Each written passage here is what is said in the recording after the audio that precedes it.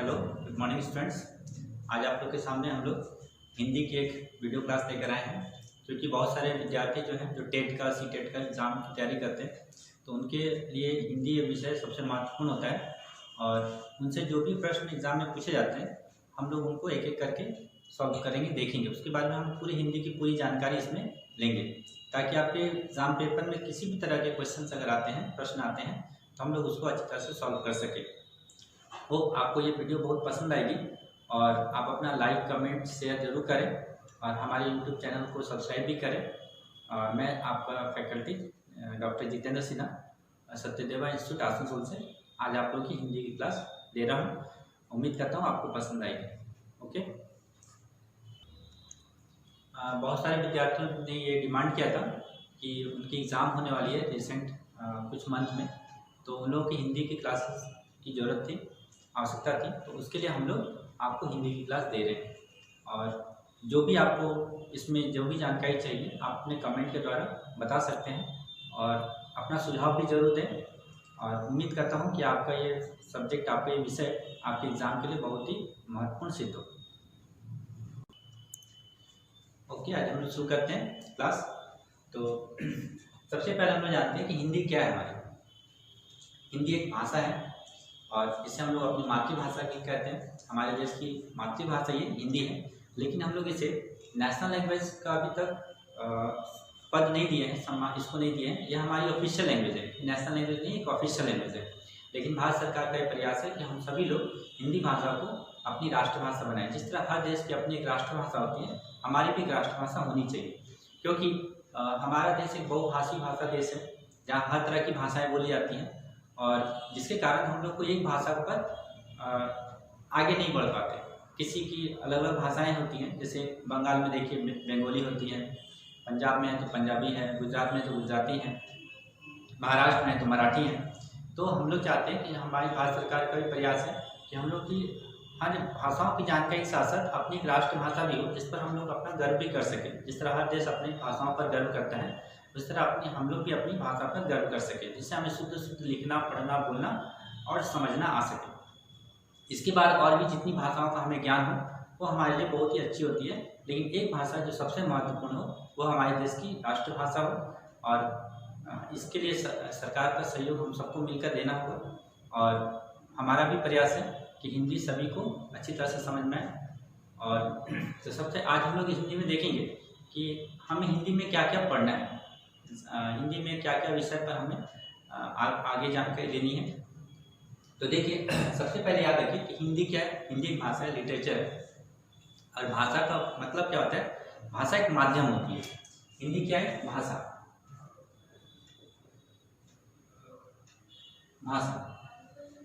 ठीक है, लैंग्वेज। और भाषा क्या है? एक माध्यम। भाषा क्या है? एक माध्यम, ठीक है। भाषा क्या है? माध्यम है, जो हम अपने विचारों को दूसरे तक पहुंचाने का प्रयास करते हैं, जिसके द्वारा हम अपने पहले देखिए भाषाओं को कई तरह से देखा जाता था। लिखित रूप में होती है भाषा, सांकेतिक रूप में होती है, मौखिक रूप में होती है। भाषाओं के 3 रूप होते हैं। अगर हम भाषाओं को देखें तो 3 रूपों में देखते हैं। सबसे पहले है मौखिक।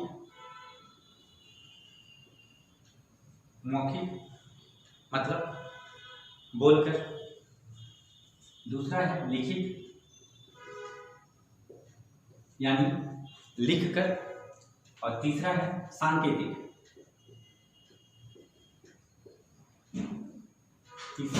सांकेतिक जो इशारों के द्वारा व्यक्त की जाती है।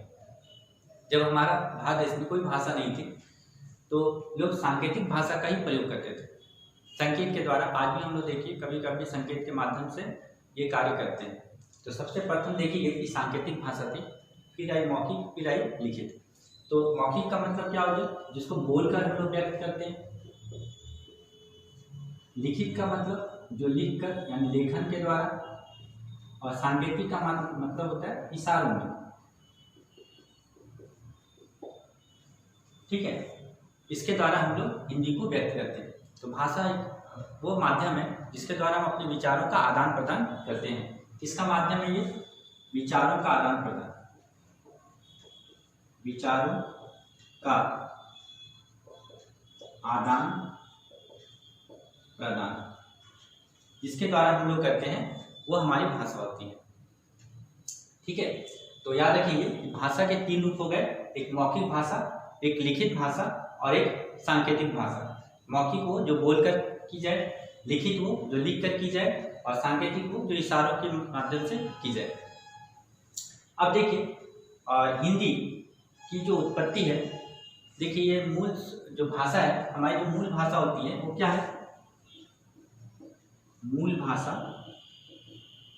वो क्या है? संस्कृत। संस्कृत जो देव भाषा भी कही जाती है और इसी से हिंदी की उत्पत्ति हुई है। हम लोग आने वाले समय में कुछ चीज़ों को पढ़ेंगे, जैसे तत्सम और तद्भव शब्द को पढ़ेंगे।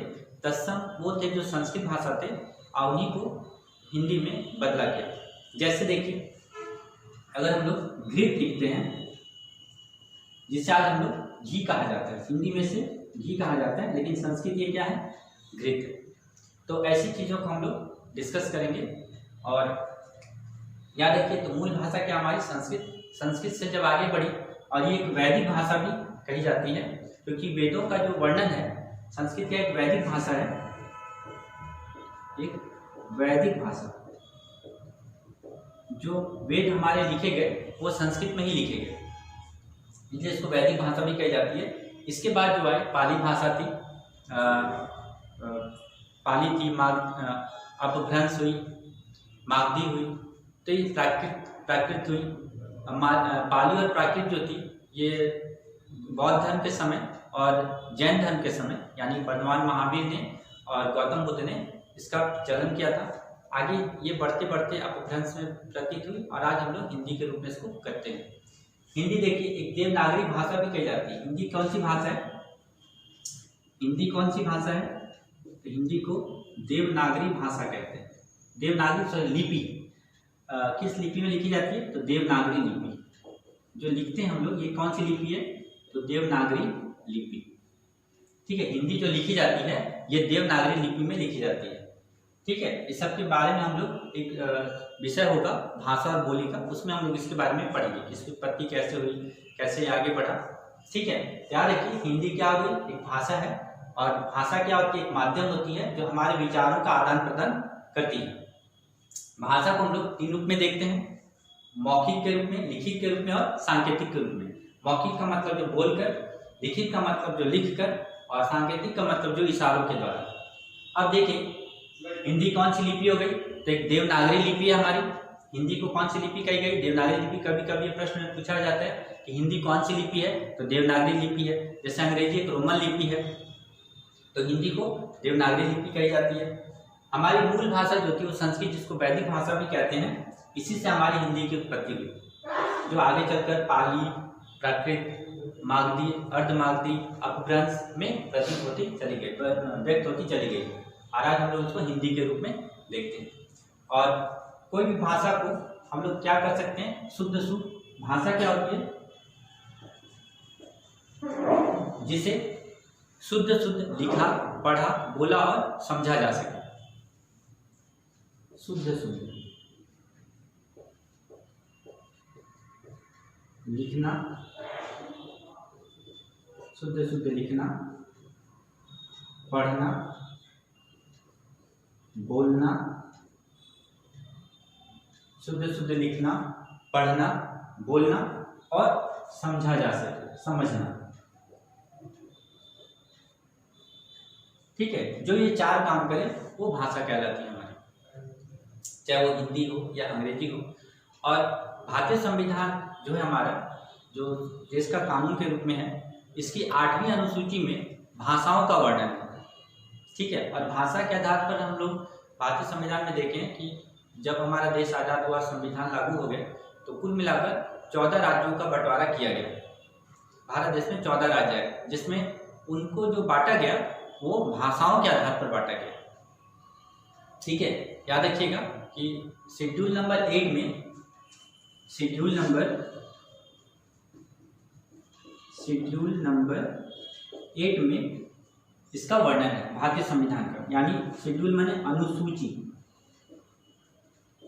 अनुसूची संख्या 8 में इसका वर्णन है। ठीक है, और अभी तक हम लोग जानते हैं कि हमारे संविधान में कुल 22 प्रमुख भाषाएं हैं। ठीक है, ये सब हम लोग पढ़ेंगे आगे विषय में। याद रखिएगा कि भारतीय संविधान में अभी तक कुल 22 भाषाओं को व्यक्त किया गया, जिसमें सबसे पहले 14 भाषाएं आई थी, उसके बाद फिर 1 भाषा हुई, फिर 3 भाषाएं आई और उसके बाद 4 भाषाएं। तो इस तरह करके हमारा टोटल अभी 22 भाषाओं का वर्णन है। ये मूल भाषा है हमारे संविधान में। याद रखिएगा जिसका शेड्यूल नंबर क्या है 1। ठीक है, अनुसूची संख्या 8। लेकिन ये भी ध्यान रखिएगा कि हिंदी क्या है, नेशनल लैंग्वेज नहीं है, ये राष्ट्रभाषा नहीं है, ये राष्ट्रभाषा नहीं है, ये क्या है, ऑफिशियल लैंग्वेज है। इसको हम लोग ऑफिशियल लैंग्वेज कहते हैं, ऑफिशियल लैंग्वेज। ठीक है, ये ऑफिशियल लैंग्वेज के रूप में व्यक्त किया गया है। इसको नेशनल लैंग्वेज का अभी तक दर्जा नहीं दिया गया है, लेकिन भारत सरकार का प्रयास है कि ये राष्ट्रभाषा के रूप में संविधान में वर्णित हो जाए। ठीक है, यहाँ तक उम्मीद है आपको समझ में आई होगी।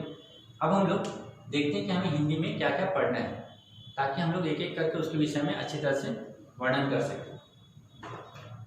आप इसे फोटो ले लें ताकि मैं आगे लिख सकूं।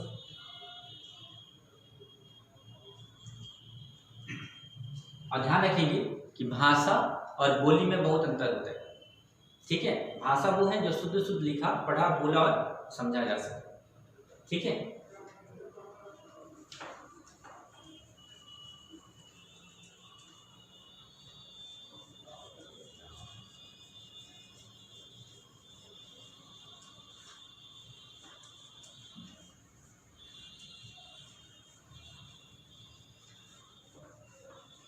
अब हम लोग देखते हैं कि इसमें क्या क्या हमें पढ़ना है, यानी इसके सिलेबस को हम लोग देखेंगे।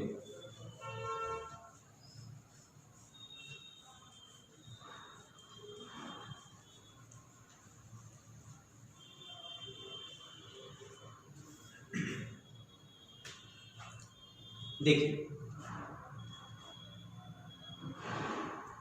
यानी पाठ्यक्रम को हमें देखना है, सिलेबस को देखना है। इसे हम लोग हिंदी में पाठ्यक्रम कहते हैं। ठीक है, कि हमें क्या क्या इसमें पढ़ना है। तो देखिए,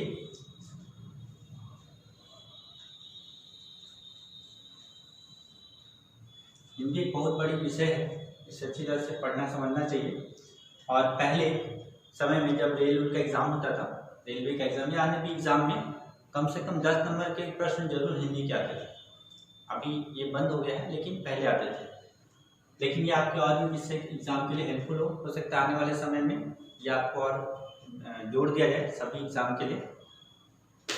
देखिए, तो हमें क्या क्या पढ़ना है। सबसे पहले हमें हिंदी व्याकरण, हिंदी व्याकरण पर ध्यान देना है। बहुत सारे भाग हैं, हिंदी व्याकरण इसका मुख्य आधार है। ठीक है, दूसरा हिंदी साहित्य,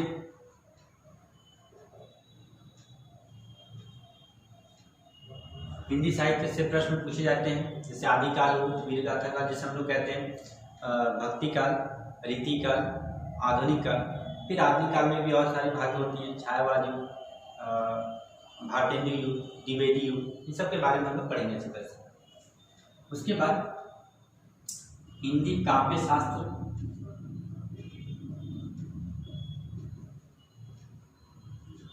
हिंदी काव्य शास्त्र के बारे में पढ़ेंगे। इसके बाद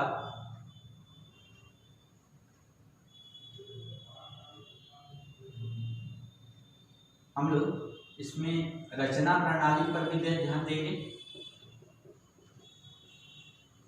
रचना प्रणाली मतलब हो गया, जैसे कि पत्र कैसे लिखा जाए, प्रतिवेदन कैसे लिखा जाए, निबंध कैसे लिखा जाए, इन सब विषयों पर। और इसके साथ में हम लोग एक चीज और देखेंगे इसमें, वो विविध के रूप में होगा आपका वो विविध के रूप में होगा। तो विविध के रूप में क्या क्या होगा वो भी मैं इसमें वर्णन कर देता हूँ। तो ये देखिए हमें टॉपिक्स हो गए 1 2 3 4 और 5 भागों में हमें इसे पढ़ना है। ठीक है, तो देखिए अब देखते हैं किसमें क्या क्या हमें पढ़ना है। देखिए काव्य शास्त्र के अंतर्गत हम लोग क्या पढ़ेंगे, छंद पढ़ेंगे, अलंकार पढ़ेंगे और रस पढ़ेंगे। ठीक है, एग्जाम में पूछे जाते हैं कि हिंदी काव्य शास्त्र में कितने रस हैं। जो हम लोग कविताएं लिखी जाती थी उसमें एक रस होता था। ठीक है, और उस रस के बारे में हम लोग पढ़ेंगे। जैसे आपने पढ़ा हुआ सूरदास की जो कविताएं हैं वो वात्सल्य रस में आती हैं हमारे। ठीक है, तो इसी तरह भक्ति रस है, वात्सल्य रस है, वीर रस है, हम लोग इसके बारे में पढ़ेंगे। फिर है छंद और अलंकार। ये काव्य को और भी ज्यादा सुंदरता प्रदान करते हैं। काव्य को अगर सुंदर बनाया जाता है तो किसके द्वारा, छंद और अलंकार के द्वारा। तो हम लोग इसके बारे में भी एक एक करके आगे हम लोग डिस्कस करेंगे। एग्जाम में अधिकतर हमारे प्रश्न जो आते हैं वो छंद और अलंकार से संबंधित होते हैं और रसों से संबंधित प्रश्न भी पूछे जाते हैं। कोई कविता दी जाएगी और पूछा जाएगा इसमें किस प्रकार के रस हैं। फिर देखिए हमारी रचना प्रणाली में क्या क्या आ जाएंगे, जैसे पत्र लेखन हुआ,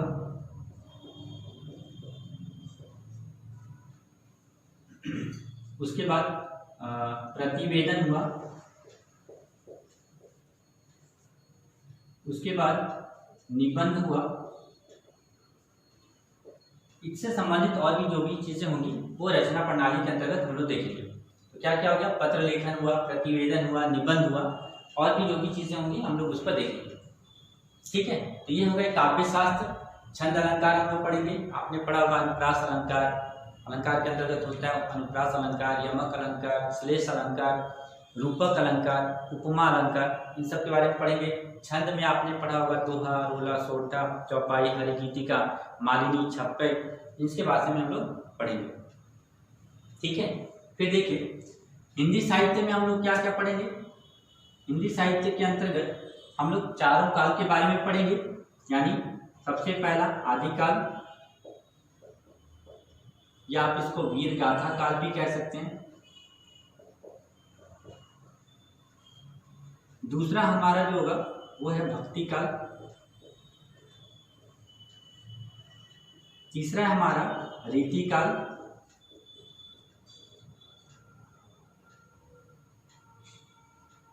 और चौथा है हमारा आधुनिक काल। इससे बहुत सारे प्रश्न आते हैं कि किस किस काल में कौन कौन से लोग हुए, यानी लेखक, रचनाकार कौन कौन लोग थे और उनकी रचनाएं कौन कौन सी। ठीक है, तो ये सब ध्यान रखेंगे। जैसे आदिकाल में हम लोग देखेंगे विद्यापति को देखेंगे, अमीर खुसरो को देखेंगे। भक्ति काल में अगर देखा जाए तो तुलसीदास जी हैं, रहीमदास जी हैं, कबीरदास जी हैं, तुलसीदास जी हैं, इन सब के बारे में, सूरदास जी के बारे में देखेंगे। रीति काल अगर हम लोग पढ़ते हैं तो केशव के बारे में पढ़ेंगे, बिहारी के बारे में पढ़ेंगे। आधुनिक काल में तो बहुत सारे लोग आ जाते हैं, जैसे शंकर प्रसाद हो, महादेव वर्मा हो, सुमित्रा नंदन पंत हो, आज्ञे जी हो, तो इनसे संबंधित जो भी हैं तो इनकी कौन कौन सी रचनाएं हैं उनके बारे में हम लोग डिटेल्स में देखेंगे। ठीक है, प्रेमचंद जी की बहुत सारी रचनाएं होती हैं, उनके बारे में हम लोग देखेंगे। ठीक है, तो ये तीन हो गए हमारे हिंदी काव्य शास्त्र, दूसरा रचना प्रणाली, तीसरा हिंदी साहित्य। हम लोग हिंदी साहित्य के कालों का विभाजन करेंगे, किस किस समय में इनका विभाजन हुआ, कब कब तक ये थे और किसको क्या कहा जाता है। जैसे हिंदी साहित्य का स्वर्ण काल अगर देखा जाए तो भक्ति काल को कहा जाता है। ठीक है, भक्ति काल क्या था, हिंदी साहित्य का स्वर्ण काल था। हिंदी साहित्य का स्वर्ण काल, हिंदी साहित्य का स्वर्ण काल, हिंदी साहित्य का स्वर्ण काल। हिंदी साहित्य का स्वर्ण काल किसे कहते हैं हम लोग, तो भक्ति काल। ठीक है, बहुत ही सुंदर है ये, तो इसके बारे में हम लोग अधिकतर देखेंगे। और सबसे अधिक लंबा समय जो रहा वो किसका रहा, वो भक्ति काल का था। ठीक है, अच्छा आगे देखते हैं हम लोग तो ये हो गया हमारे कालों का विभाजन भी पढ़ेंगे। इस काल में कौन कौन से कवि हुए, उनकी रचनाएं कौन कौन सी थी, रचनाकार कौन थे, रचनाएं कौन कौन सी थी, उन सब के बारे में भी हम लोग पढ़ेंगे। और एग्जाम में पूछा भी जाता है, कोई रचना के बारे में दे दिया जाए, उसके रचनाकार के नाम पूछे जाते हैं, वो किस काल से संबंधित है वो भी पूछा जाता है हमारा। सबकी विशेषताओं के बारे में भी हम लोग देखेंगे। ठीक है, नेक्स्ट है हमारा, अब हम लोग बच गए विविध में और हिंदी व्याकरण में। तो मैं पहले इसे हटा देता हूँ, आप इसे नोट कर लें, तब फिर मैं इन दोनों के बारे में पढ़ लेता हूँ।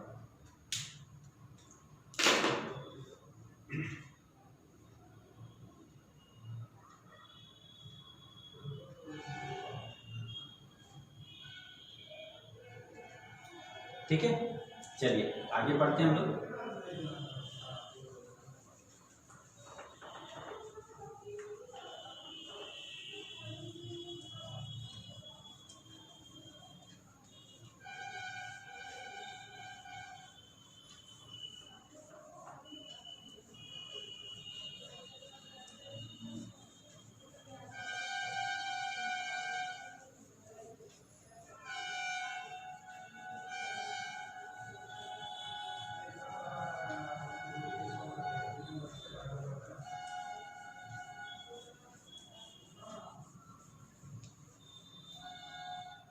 देखिए, तो सबसे पहले हिंदी व्याकरण में देख लेते हैं हमें क्या क्या पढ़ना है।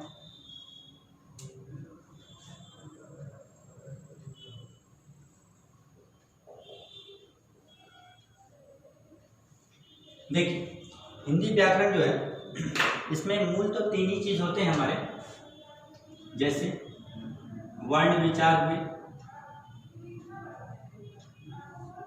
सबसे पहला हमारा है वर्ण विचार, जिसके अंतर्गत हम लोग स्वर वर्ण, व्यंजन वर्ण ये सब पढ़ेंगे।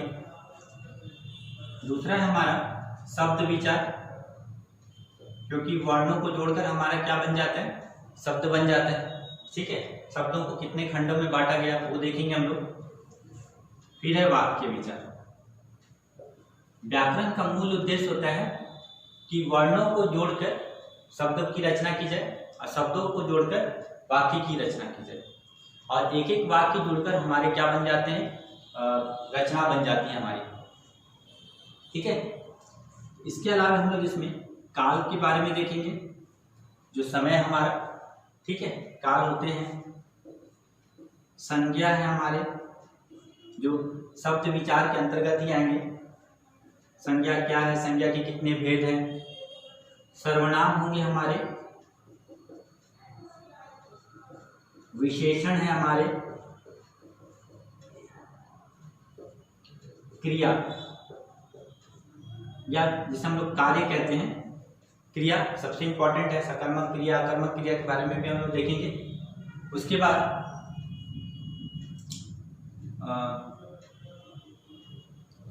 हम लोग वाच्य भी देखेंगे, जिसे आप अंग्रेजी में वॉइस कहते हैं। हम लोग विराम चिन्हों को देखेंगे, विराम चिन्ह इसमें नहीं रखते, वो हम लोग विविध में कर लेंगे विराम चिन्हों को। ठीक है, तो इस तरह करके हमारा वाक्यों के बारे में, हिंदी व्याकरण में हम लोग इन सब के बारे में पढ़ेंगे।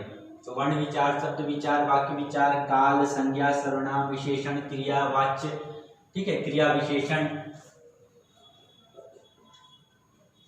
क्रिया विशेषण, ठीक है, कारक, कारक के चिन्ह। ठीक है, ये सब हम लोग इसमें पढ़ेंगे। तो ये है हमारी हिंदी व्याकरण। मैं एक एक करके इसके विषय में आपको पूरा संपूर्ण जानकारी देते रहूंगा, और इससे प्रश्न भी हमारे पूछे जाते हैं एग्जाम में। ठीक है, तो ये थे हमारे हिंदी व्याकरण। अब देखते हैं हम लोग इसके अलावा हमारे विविध में क्या क्या चीजें आती हैं। तो देखिए, बता देता हूँ इसे। अच्छा, मैं पहले यहाँ पे लिख देता हूँ कि विविध में हमें क्या क्या पढ़ना है।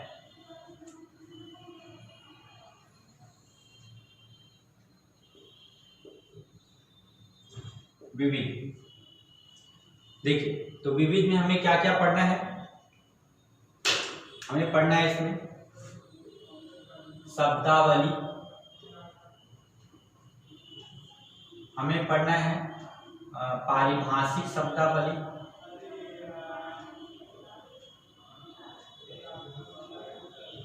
पारिभाषिक शब्दावली, इसके बाद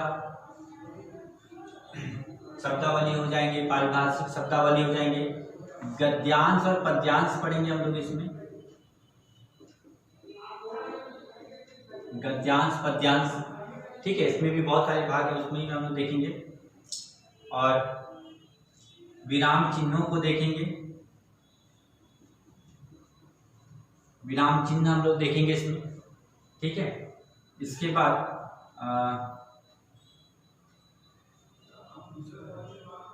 और वाक्य से संबंधित चीज़ों को हम लोग इसमें देखेंगे, जैसे वाक्य परिवर्तन हुआ,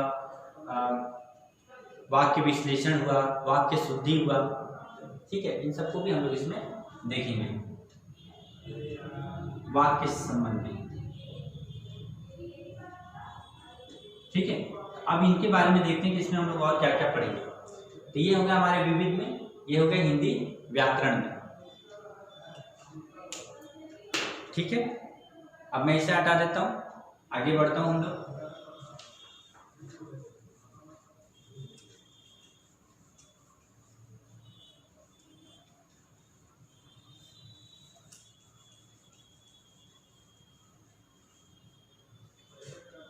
देखिए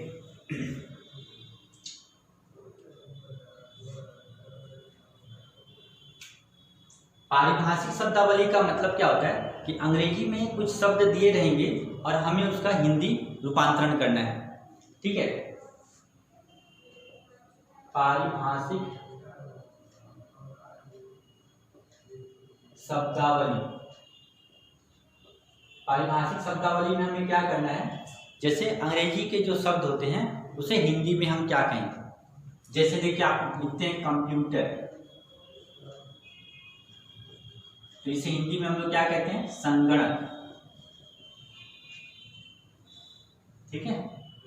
तो इस तरह से प्रश्न पूछे जाते हैं एग्जाम में कि कुछ अंग्रेजी के शब्द दिए होंगे, उनका हिंदी रूपांतरण करना है, या हिंदी के कुछ शब्द होंगे उनका अंग्रेजी रूपांतरण करना है, जिसे हम लोग पारिभाषिक शब्दावली कहते हैं। अगर आप ट्रेन लिखते हैं, जिसे हम लोग हिंदी में क्या बोलते हैं, लौहपथगामिनी,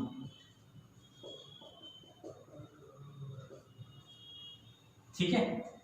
अच्छी तरह अगर हम लोग नर्स लिखते हैं, इसकी हिंदी क्या होती है, परिचारिका।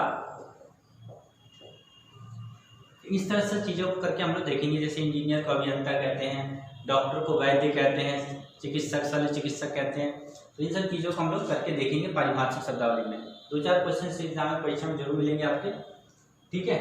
नेक्स्ट हम लोग देखते हैं, ये हो गए विराम चिन्ह का मतलब होता है जो हमारे जैसे पूर्ण विराम होते हैं, अल्प विराम होते हैं, कि किस जगह पर हमें पूर्ण विराम देना है, किस जगह पर अल्प विराम देना है, ये सब चीज़ों को हम लोग विराम चिन्हों में देखेंगे कि कितने तरह के विराम चिन्ह होते हैं और उनका किस जगह उनका प्रयोग होता है, ठीक है।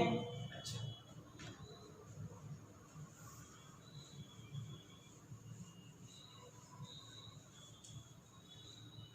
आगे देखिए वाक्य संबंधी, वाक्य संबंधी हम लोग क्या क्या इसमें देखेंगे, इससे बहुत बार एग्जाम में पूछे जाते हैं क्वेश्चन। वाक्य संबंधी में हमारे क्या क्या आ जाएंगे, जैसे वाक्य को शुद्ध करना, वाक्य शुद्धि, ठीक है। आपके शब्द वाक्य गलत होंगे, उसको कैसे शुद्ध करना है, सही वाक्य क्या होंगे। दूसरा वाक्य परिवर्तन हम लोग देखेंगे कि वाक्यों को कितने रूप में परिवर्तित किया जाता है, और वाक्य परिवर्तन को हम लोग 3 रूपों में देखेंगे। वाक्य परिवर्तन हमारे 3 रूपों में देखे जाएंगे, जैसे सरल वाक्य, संयुक्त वाक्य, सरल वाक्य, संयुक्त वाक्य और सरल वाक्य, संयुक्त वाक्य और मिश्रित वाक्य किस तरह बनाए जाते हैं, इनको हम लोग देखेंगे। सरल वाक्य, संयुक्त वाक्य और मिश्रित वाक्य। तो ये हमारे वाक्य परिवर्तन। इसके अलावा हम लोग वाक्य विश्लेषण भी देखेंगे।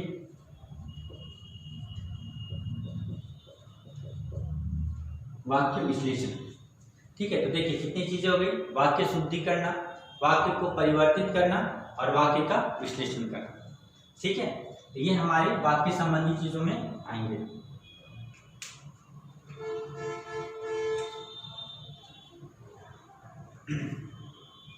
ठीक है, आगे बढ़ते हैं हम लोग।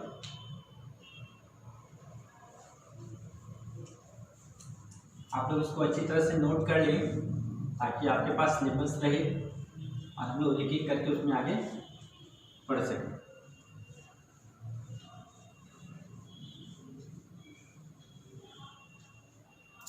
आगे देखिए हमारा बच्चा गद्यांश पद्यांश।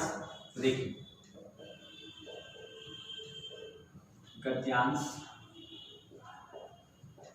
पद्यांश, गद्यांश पद्यांश। गद्यांश पद्यांश हम जैसे पद्यांश में क्या पढ़ेंगे हम लोग, दो चीजों को, जैसे कविताएं होती हैं हमारी,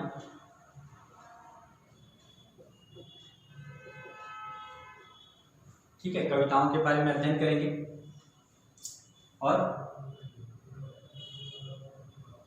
पद का भी अध्ययन करेंगे, पदों का, ठीक है। जैसे कबीरदास जी की जो कविताएं होती हैं, जो दो दो पंक्तियों की होती है, ठीक है, 4 चरणों में होती है, तो उन सबको भी हम लोग इसमें देखेंगे। और गद्यांश में हम लोग क्या क्या पढ़ेंगे, गद्यांश में क्या क्या हमारे आते हैं, जैसे देखिए कहानी, कहानियां,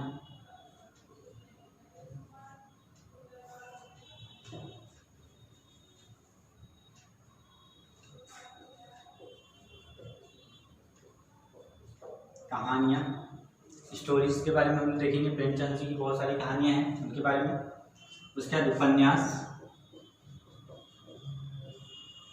ठीक है। उसके बाद एकांकी,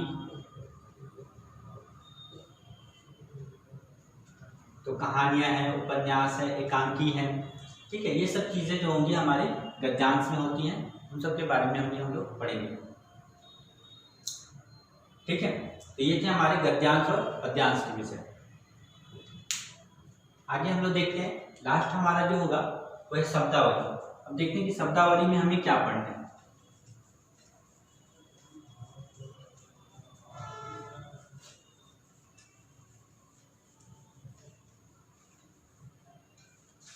देखिए शब्दावली,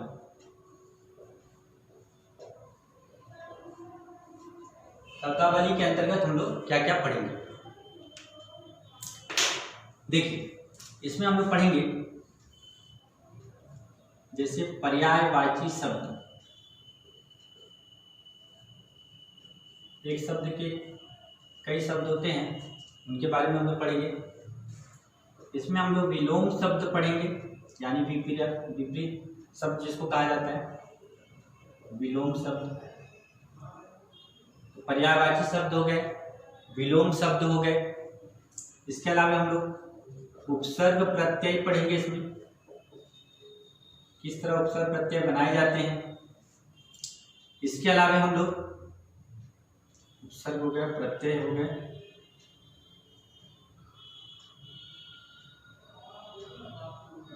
प्रत्यय,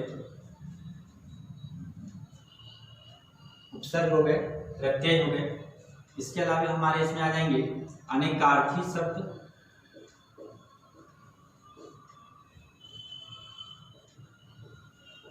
इसमें हमारे युग्मक शब्द आएंगे,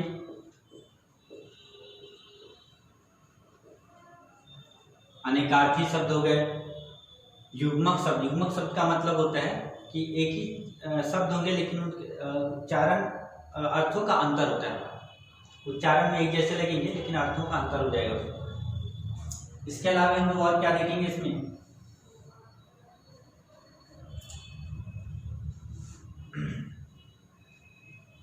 शब्दार्थ देखेंगे, शब्दों के अर्थों को देखेंगे, ठीक है। जैसे देखिए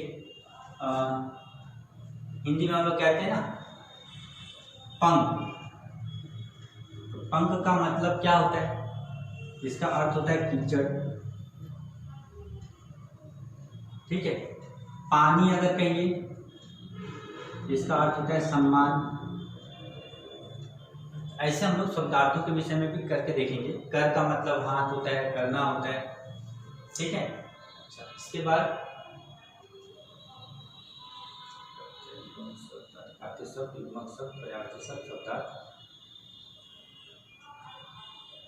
तत्सम तद्भव देखेंगे इसमें हम लोग। तत्सम तद्भव, ठीक है। तत्सम तद्भव के शब्दों को देखेंगे।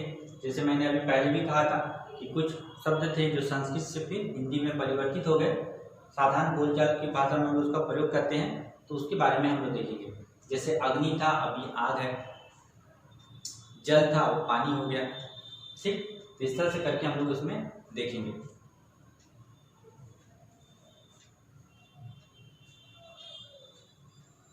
कितने हो गए देखिए, 1 2 3 4 5 6 7, और कुछ बचा आपका। इसके अतिरिक्त और भी अगर कुछ होते हैं तो हम लोग उसको भी डिस्कस करेंगे इसमें।